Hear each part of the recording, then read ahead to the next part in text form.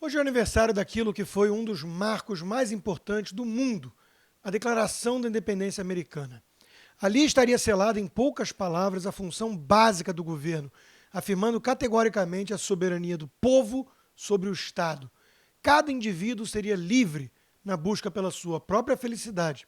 As regras seriam iguais, não os resultados. Infelizmente, o homem tem memória curta e se esquece das aulas básicas de seus grandes pensadores. A visão de curto prazo, aliada à mentalidade de se dar bem explorando os outros, fez com que uma multidão trocasse a liberdade por algum favor de governo. A ignorância, somada ao desejo de ganho fácil, faz com que a massa deposite sua esperança num Messias Salvador, delegando função paternalista ao Estado babá.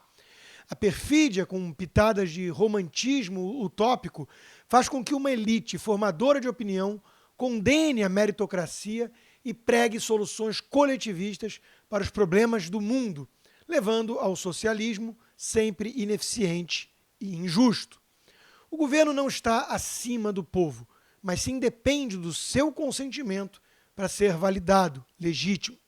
E isso não quer dizer de forma alguma que uma maioria está livre para fazer o que bem entender.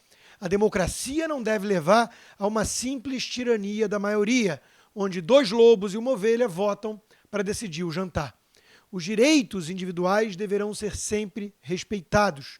E era esse o foco da declaração que fundou a República Americana. Cada indivíduo deve ser livre para perseguir a sua felicidade sem invadir a liberdade do outro. Reparem que não há como um governo garantir a felicidade em si, mas apenas o direito de cada um buscar a sua, sem coerção alheia. E notem também que, nesse percurso, o direito de um não deve destruir o direito do outro. Essa valiosa lição é hoje amplamente ignorada, com governos prometendo cada vez mais, sem se importar que para dar algo a alguém precisa antes tirar de outro. Na sabedoria de homens como Benjamin Franklin e Thomas Jefferson, construíram-se os pilares que criaram a nação mais próspera e livre do mundo. Não há superioridade racial, não há fatores genéticos, não há maiores recursos naturais, ainda que seja uma nação rica neles. Não há sorte. Foram os princípios adotados por esses homens que possibilitaram um meio amigável ao progresso humano. Foi a liberdade individual que estimulou o empreendedorismo e a inovação. Foi o conceito de troca voluntária, básico do capitalismo liberal, que permitiu tamanho avanço. Os Estados Unidos são o que são hoje por mérito de um modelo eficiente, justo e adequado à natureza humana. Infelizmente, até os americanos vêm se afastando desse conceito original que tanto os distanciaram do resto do mundo. O Leviatã estatal tem crescido muito, alimentando-se das liberdades individuais tão valiosas. O pequeno texto da Declaração de Independência deveria ser relido com maior frequência, pois os seus ensinamentos são constantemente esquecidos num mundo em que ideias coletivistas entram cada vez mais em moda. Trocam o objetivo conceito de justiça pelo abstrato conceito de justiça social, como se os burocratas do governo devessem decidir como configurar a sociedade de cima para baixo, como num tabuleiro de xadrez, escravizando o povo, em parte, para isso. Ofuscam a liberdade individual em nome de uma visão coletivista, como se existisse o interesse nacional e o bem público que justificasse o sacrifício de indivíduos como apenas peões nesse tabuleiro. O liberalismo dos pais fundadores compreendia que cada um é um fim em si mesmo. O maior e principal objetivo de os homens se reunirem em comunidades, aceitando um governo comum, é a preservação da propriedade, disse John Locke. A famosa passagem da Declaração da Independência de 1776 deixa isso claro. Consideramos estas verdades evidentes por si mesmas, que todos os homens são criados iguais, que são dotados pelo Criador de certos direitos inalienáveis, que entre eles estão a vida, a liberdade e a busca da felicidade. A independência americana foi conquista de um povo que não aceitava se subordinar facilmente. A Grã-Bretanha, bastante endividada, tentou impor mais tributos aos colonos. A primeira tentativa foi a Lei da Receita de 1764, conhecida como Lei do Açúcar. Em seguida foi sancionada a Lei do Selo, em 1765, e isso despertou a fúria dos colonos e houve forte reação de grupos organizados de comerciantes, conhecidos como Filhos da Liberdade. Os gritos ecoavam que sem representação não há tributação.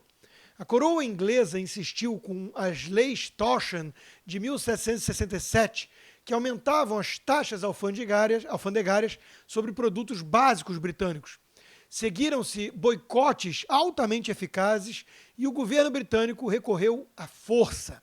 Por fim, a Companhia das Índias Orientais adquiriu o monopólio sobre a importação de chá para as colônias, culminando na famosa Festa do Chá, Boston Tea Party. Era a gota d'água para os americanos. O panfleto político escrito por Thomas Paine em janeiro de 76 jogou lenha na fogueira revolucionária. Paine atacou a monarquia e referiu-se ao rei como o tirano da Grã-Bretanha. Para ele, a escolha era simples: permanecer sob o jugo de um tirano ou conquistar a liberdade. Paine deixou claro que o papel do governo era garantir a segurança e destacou que ele, mesmo no seu melhor estado, não é mais do que um mal necessário. Outro nome de extrema relevância para a independência americana é o de Thomas Jefferson, que ficou famoso como o autor da Declaração de Independência. Jefferson fez campanha pela separação entre a igreja e o Estado e pela liberdade religiosa. A fermentação política nas colônias ocorria no contexto do iluminismo, sob a influência de pensadores como o próprio John Locke. Um Estado laico, mas um povo com valores cristãos, com foco na proteção das liberdades individuais, eis a essência da Revolução Americana. Uma revolução, de certa forma, conservadora. Sim, ainda que um oxímoro, mas os colonos estavam lutando por valores tradicionais que eles viam como abandonados pela coroa, no afã de resgatar a sua liberdade perdida. Foi do casamento de liberais mais radicais, que flertaram inclusive com a Revolução Francesa, como Paine e Jefferson, com conservadores mais prudentes, como Madison, George Washington e John Adams, que a coisa avançou. É verdade que nem todos estavam incluídos nesses direitos individuais inalienáveis que os pais fundadores defenderam. Muitos deles eram membros de uma elite americana e proprietários de escravos. Era esse o contexto da época, infelizmente, ignorado por muitos moderninhos. Mas parece inegável que na própria Declaração de Independência estavam plantadas as sementes que levariam à abolição dos escravos, e escravidão que não começou no Ocidente, muito menos na América. Sempre foi prática milenar. Os principais abolicionistas baseavam sua causa em princípios morais, retomando a ideia da lei natural advogada por Jefferson na independência. O famoso caso Amistad, de 1839, que virou filme, foi o primeiro no qual se apelou para a declaração. O ex-presidente americano John Quincy Adams fez uma defesa eloquente dos africanos presos. Disse: no momento em que se chega à Declaração de Independência e ao fato de que todo homem tem direito à vida e à liberdade, um direito inalienável, esse caso está decidido.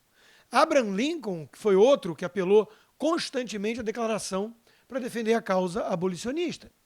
Outro abolicionista conhecido, David Walker, escreveu em 1823 um texto citando os trechos da Declaração. E Martin Luther King Jr., em seu mais famoso discurso contra o racismo, faz alusão direta ao trecho da Declaração em que todos os homens são criados iguais. Eu tenho um sonho. A Revolução Americana representou um marco na história. Combateu o excesso de tributação, assim como a ausência de representação política. Lutou pela separação entre a Igreja e o Estado. Defendeu que o governo serve para proteger as liberdades individuais e que cada um deve ter a sua propriedade preservada, assim como deve ser livre para buscar a felicidade à sua maneira.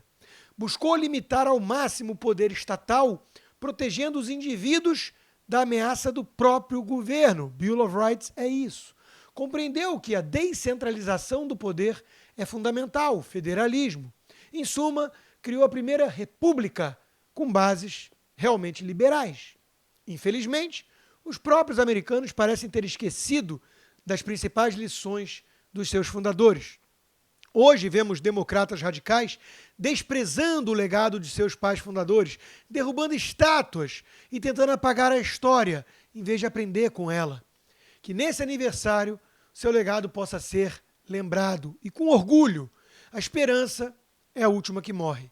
Mesmo que distante do ideal de liberdade individual e da isonomia das leis, vários países adotaram a democracia representativa ou ampliaram as liberdades individuais nas últimas décadas. Vamos continuar sonhando e lutando para que aquelas sábias palavras proferidas há mais de 2 séculos tenham profundo impacto para sempre. Hoje, dia 4 de julho, o mundo todo deveria comemorar. Afinal, não se trata somente do aniversário de uma grande nação livre, mas sim de um marco da própria liberdade. Antes dos Estados Unidos da América, os países eram calcados em tradições coletivistas, sem esse foco na liberdade do indivíduo. Como defensor da liberdade, eu fico muito feliz de ter, coincidentemente, nascido em 4 de julho e no bicentenário da independência. Viva a América! Viva a liberdade!